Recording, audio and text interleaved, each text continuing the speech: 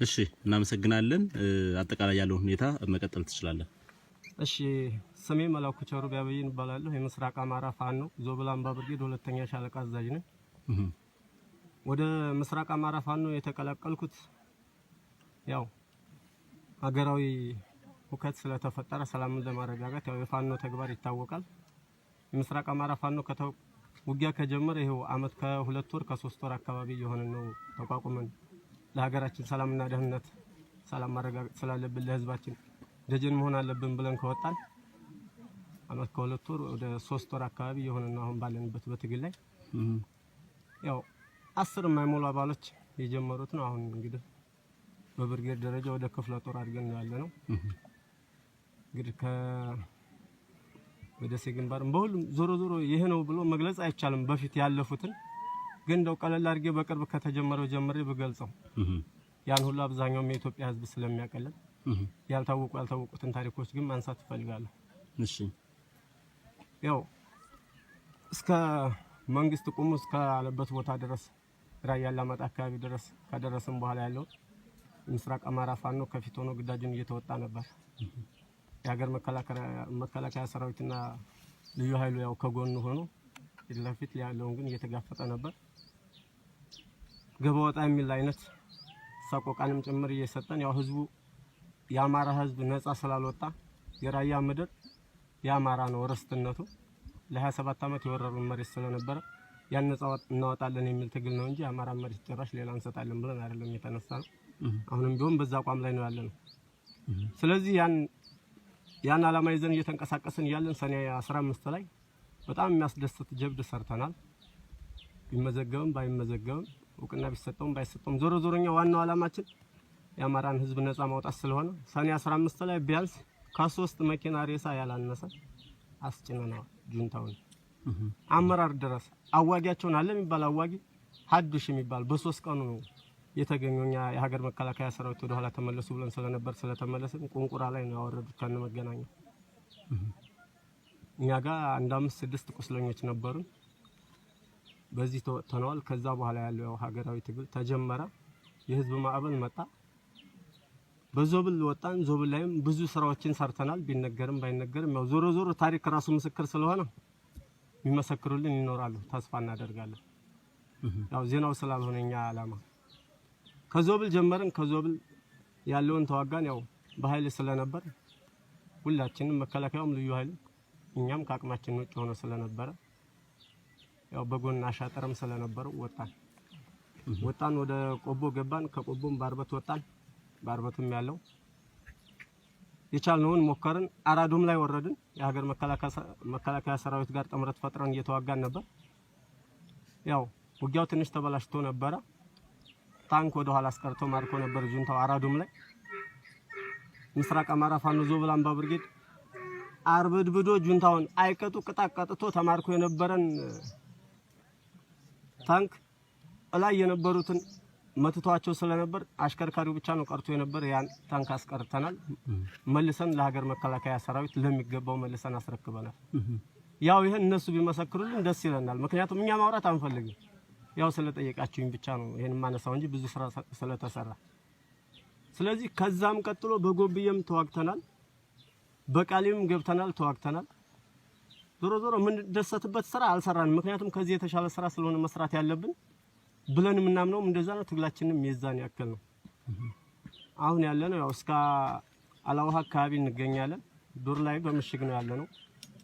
ያው ከዛ በፊት የራያን አካባቢ ተይዘውብናል እስከ ተኩለሽ ያሉት እነሱን ነፃ እስከምናወጣ እንቅልፍ የለንም። እሱም ብቻ ሳይሆን የአማራ ርስት የሆነውን የድሮውን ድንበራችንን እስከምናስመልስ ወደ ኋላ አንልም። የምስራቅ አማራ ፋኖ ዋና አላማው ይሄ ነው። ከዛው ፋኖ ፖለቲካ ውስጥ የለበትም። ማንኛውም የሚሰማው አካል ሁሉ እንዲያቀልን እንፈልጋለን። እኛ የምንፈልገው ለአማራ ህዝብና ለአማራ ህዝብ ነፃነት አልፎም ለኢትዮጵያ ሰላም ነው። ከዛው ጭኛ አራሽ ቀዳሽ ተኳሽ ነው። ሀገር ሰላም ከሆነች እኔ ክላሽ ምን ያደርግልኛል? ብሬኑ ድሽቃው ምንም አይሰራም ለኛ። ምክንያቱም ሀገር ሰላም ከሆነኛ የምንፈልገው ሰላም እስኪመለስ ነው። ከዛው አርሰን ነግደን የምናደርሰዎች ስለሆነ በዛ ልክ ቢታሰብና ህብረተሰቡ ምን ተረርቶን በርግጥ የአማራ ህዝብ ከጎናችን ነው። በዚህ ይበልጥ ግን ከዚህ በተሻለ መልኩ እንዲደግፈን እንፈልጋለን። ባህር ላይ ነው የምንተኛው። ኬንዳ የለም፣ የዝናብ ልብስ የለም። ይሄን ተቋቁሞ ነው ሰራዊት ያለውና ህዝቡ በዚህ ልክ እንዲረዳን። ከዛ ውጭ በየከተማው አንዳንድ ሎጂስቲክ አቅርቦት ምናምን ቦታ እያገኘን አይደለም። ምክንያቱም እምንለፋውን ያክል ትኩረት እየተሰጠን ስላልሆነ ህብረተሰቡ ለምን ብሎ እንዲጠይቅልን እንፈልጋለን። ህዝባችን ከጎናችን መቆም አለበት። እኛ የህዝብ ደጀን ነን ብለን የወጣነው የህዝብ ልጅ ነው። ስለዚህ ሰው በሚኖርበት ሀገር ሊገፋ አይገባም። እንደዛ አይነት ሁኔታዎች ያው አቅጣጫዎች ስላሉ ነው መቶ ሆነ ለማለት ይከብዳል። ዞሮ ዞሮ አሁን ያለንበት በዚህና በዚህ ልክ ነው። ምናልባት አሁን 2015 አዲስ አመት ነው። በሰላም ቀጠና ያለው የህብረተሰብ ክፍል በዓሉን በሰላምና በደስታ እንዲያሳልፍ እናንተ ምሽግ ላይ ተገኝታችኋልና እንደው ስለ በዓል በግንባር ማሳለፍ ምን አይነት ስሜት ነው ያለው የሚለውን እሱንም ብታጋራ። ያው እኔ ባለሁበት እንደ ትግል ነው። ዞሮ ዞሮ እኔ እዚህ ሆኜ እንደዚህ በምሽግ ላይ እኔና አባሎች የምስራቅ አማራ ፋኖ እንደዚህ በምሽግ ላይ ሆነን ህብረተሰባችን ከፊት ያለውን ነፃ ባናደርግም ከኋላ ያለው እኛ ከፊት ስለ ያለን መከላከያው የሀገር መከላከያ ሰራዊትና ልዩ ኃይሉ ጋር ሆነን ከፊት ለፊት ሆነለት ከኋላ በሰላም በዓሉን ሲያከብር ይሄን ስናስብ በጣም እንደሰታለን። ምክንያቱም የኛ እዚህ ምሽግ ላይ መቀመጥ ከኋላ ያለውን ህብረተሰብ ደስታ ስናስብ አሪፍ ነው። ከፊት ለፊት ያሉትን የሚሰቃዩትን ስናስብ ደግሞ ምሬት አለው። ምክንያቱም ከዚህም በላይ ተሰቃይተን ነፃ ማውጣት ስላለብን እንጂ ከዛው ውጭ ለኛ አላማችን ስለሆነ ለኛ ያው ነው። በዓል መሆኑ እዚህ ባለ ኮቸሮውንም ውሃውንም ምኑንም ብለህ ትደሰታለህ። ምክንያቱም አላማችን አንድና አንድ ነው። የምስራቅ አማራ ፋኖ በጣም ቢደላውም አይደሰትም፣ በጣም ቢያጣም አይከፋም። ቁርጠኛና ለዓላማ የሚታገል ሰራዊት ስለሆነ ስለዚህ ለመላው የኢትዮጵያ ህዝብ እንዲሁም ለአማራ ክልል ህብረተሰብ ለሙሉ ጥምር ኃይሉ እንኳን አደረሳችሁ የሚል መልእክት ማስተላለፍ ፈልጋለሁ። እናመሰግናለን። በጣም እሺ፣ ለእናንተም ከልብ እናመሰግናለን። ሰላማችሁ ይብዛልን። እዚህ ድረስ መጥታችሁ ስለጎበኛችሁንም እጅግ በጣም ደስተኞች ነን። ምሽግ ላይ እኛም ዲሽቃ ጠምደናል፣ እነሱም ዲሽቃ ጠምደዋል። ምሽግ ላይ ነው ያለነው። ምክንያቱም በዓሉን የአማራ ህዝብ የኢትዮጵያ ህዝብ ሰላም መዋል እንዳለበት ነው ህልማችንም አላማችንም። ያው አመት በዓልን በተመለከተ ህብረተሰቡ የሚያመጣልንን ድጋፍ አሁን ከኋላ እየተሰራልን ነው። ድግሱ እየተደገሰልን ነው። ይመጣልናል በሳህን ምሽግ ላይ ላለው ለሁሉም እንዲደርሰው ይሆናል። ምሽግ ላይ ሆኖ በዓሉን እያከበረ ይገኛል። ምናልባት እንደው ይህ በዓል እስኪደርስ በፊት ከመድረሱ በፊት ማለት ነው በራያ ግንባር የተለያዩ አጋጣሚዎች ላይ እንደዚሁ ከጠላት ጋር ውጊያም ስታካሂዱ ነበርና የተመዘገቡ ውጤቶች ምን ይመስላሉ? እዚህ እስክትደርሱ ድረስ የነበረው ሂደትስ ምን ይመስላል የሚለውን እሱንም በተወሰነ መልኩ ለአድማጭ ተመልካቾቻችን አድርስልን። አይ ባሳለፍነው ትግል ባሳለፍነው ውጊያዎች ምስራቅ አማራ ፋኖ ትግሉን ያየው አካል ወይም ሌላ እንዲመሰክርለት ነው እንጂ የሚፈልገው እሱ ራሱ መመስከርና መናገር አይፈልግም። ግን ሳይታገል ትግሉን በሌላ በውሸት ትግሉን እየወሰደው ባለው በጣም ያሳዝናል። የታገለው ምስራቅ አማራ ፋኖ ነው የተዋጋው የታገለው፣ ግን ድሉን ሌላ እየወሰደው ነው ያለው። ይህን አብሮ የታገለው መከላከያው ኩኒነሩ ጅነሩ ነገ ሰላም ሲሆን ይመሰክራል። ለምስራቅ አማራ ፋኖ ምን አይነት መከናያዝ አውጥቷን በጎለሻ ባደር ቀበሌ ባራዱም ምን አይነት ካንክ ጠላት ሊወስደው ተከቦ የቆውን እንዴት አርጎ ሽፋን አርጎ እንዳወጣ እነሱ ስለሚመሰክሩት፣ ሌላው ግን ሳይሰራ የድል ሽሚያ በመውሰዱ እኔ በጣም ያሳዝናል። ምክንያቱም ምስራቅ አማራ ፋኖ ህልሙም አሳቡም የነበረው መሬቱን ላያስለቅቅ መሬቱን ለቆ ላይሸሽ እዛ ቦታ ላይ እየተፋለመ ሊወድቅ ነው የነበረው ህልሙም አሳቡም። ግን ከመጀመሪያው ራያ ስላልተለቀቀ ራያ ከመጀመሪያው ከሰሜን ሸዋ አንስቶ መጥቶ ቆቦ ላይ ነው የቀረው። ራያ ነፃ ሳይወጣ እስካሁን ድረስ ኑሯል። አሁን ያው ማፈግፈግ ነው። ድሮም ይዘውታል፣ አሁንም ይዘውታል። ምክንያቱም መጀመሪያ መንግስት የተወው ስለሆነ ለዛ ነው እኛ እየተሰማነ እየተናደድን ያለ ነው።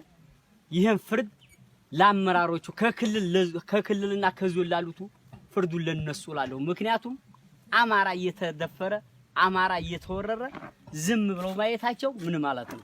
ምስራቅ አማራ ፋኖ ኢመደበኛ ሲባል የነበረ ሲበትኑት የነበረ ግን አሁን እየወደቀ እየሞተ ለሀገሩ ያለ ምንም ደመወዝ ያለው ምስራቅ አማራ ፋኖ ነው። አገሬን ትቻል ሄድም እያለ እየወደቀ በየቦታው ወድቆ የቀረው ምስራቅ አማራ ፋኖ ነው የታገለው። ምናልባት ሌሎች የቀሩ ካሉ በተለይ ከበዓልና ግንባር ከማሳለፍ ጋር በተያያዘም የምታነሳቸው ካሉ የተሰሩ ጀብዶችም ጋር የረሳቸው ካሉ እሱን እድል እንስጥና እንጨርስ። አይ የተሰሩት ድሎች ትግላችን ገና ነው። የሚናገሩት ሰላሉ ይናገሩታን ብያለሁ። ግን የታገልንባቸው ቦታዎች ለምሳሌ በቃሊም ምን አይነት ታሪክ እንደተሰራ፣ ባራዱም ምን አይነት ታሪክ እንደተሰራ፣ በዞብል በራማ እንዴት ተከቦ የነበረ መከላከያ እንዴት እንዳወጣነ ይሄ ሁላ ታሪክ ተሰርቷል። ጎብዬ ላይ ለምሳሌ ጎብዬ ላይ ወደ ሮቢት አስለቅቀን መከላከያ ጋር በጥምር ጎን በጎን በመግባት ታሪክ ሰርተን የኛ ጓደኞች ይዛው እንደወደቁ ቀርተው እና እንኳን አላወጣንም። እነዛን ሳናወጣ እኛ እንኳን እንዲህ አርገናን ብለን ሳናወጋ የሚያወጋው ሌላ ሆኖ ያሳዝናል። እሺ እናመሰግናለን። እንኳን አደረሳችሁ ማለት ምናልባት ካለ እንደው ለቤተሰብም በዚህ ለጓዶችም መልእክት ናስታ። አይ አሁን መቼም በሰው ሀገር ቢሆኑም ሸሽተው ሐወልዳያም ሆነ ሐቆቦም ሆነ በእነዚህ አስከፊ ወራሪ ኃይል ቦታቸውን ትተው ተፈናቅለው ላሉቱ እንኳን ለዘበን መለወጫ በሰላም አደረሳችሁ እላለሁ። በያላችሁበት መልካሙን እመኛለሁ። ድል ለአማራ ይሁን፣ ድል ለኢትዮጵያ ይሁን እላለሁ። እናመሰግናለን።